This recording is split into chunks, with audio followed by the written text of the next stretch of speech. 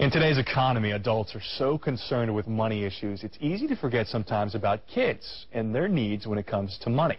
But financial experts say it's important for children, preteens, and teens to understand concepts like cash, credit, and consumerism to develop a sense of financial responsibility for the future. That's what we're talking about this morning with Jim Clark, president of Daniel and CEO of Daniel. Thank you so much for coming in, Jim. Pleasure. Interesting thing, you say as soon as kids can learn, as soon as they know how to count, start teaching them about money. That's right. And usually about the age of 5, kids can typically tell the difference between coins, and that's always a good time in which to start that. And I always encourage people, you know, the best way to teach children about money is start that little piggy bank yourself, you know, to have that.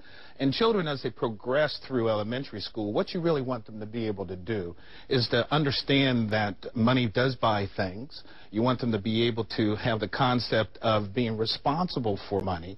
And additionally to that, you also want them to make sure that they have the ability to buy things, to purchase things. You can do little experiments with them when you go to your local store. Maybe give them $1 and say buy a pack of gum or even a condiment for the family. That a way that they're going to use some change and they'll have to start to figure those things out.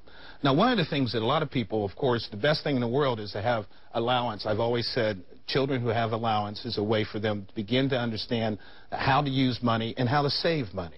And there's different schools of thought. Some people say you tie the allowance actually to chores. Yeah. And some people say that you don't, because there will be a point in time when the child will be making money, or grandparents are going to give them the money, and maybe they won't do the chores because of the fact that they have the money to buy whatever they want. But that's really kind of a family decision. How do parents come to a decision on how much an allowance is? I mean, your allowance is different than my allowance. I mean, does that allowance go up with inflation? I mean, how does it work? Well, actually, maybe it does, but some of that has to do with what the family feels. A lot of people look at what their neighbors or what the other kids are getting, and some people say there's a formula of for every year of age, you give that child another $1 or a quarter, in my case, when I was growing up.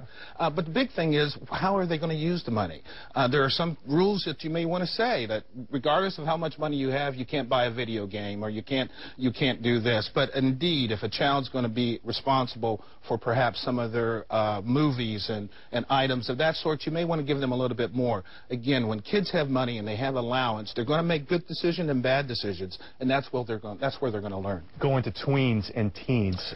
Tweens and teens. Bank cards? Bank cards. As I mentioned, you know, we talked a little bit during the break. One of the best things in the world, particularly for teenagers, is to start giving them a credit card. But I say always give them a prepaid credit card. That way you can kind of control their expenses. Kids will, particularly those teenagers, when they start to leave home, you want them to know how to pay taxes, how to use credit cards, and, of course, how to save for college, particularly in this day and age. I mean, that should start soon, right? I mean, savings accounts. Absolutely, absolutely. Saving teaches a discipline and also has them think about in the future in terms of things that they're going to want. So saving for college is certainly an important topic. And that one in the middle, I didn't even think about taxes. Taxes, because that's you never think about that growing up. $7 an hour is not necessarily what they're going to be able to bring home. And, of course, you want them to learn how to file taxes and things of that sort. Yeah, thank you so much. If you want more information on this topic or any other family-related issues, go to news4jax.com.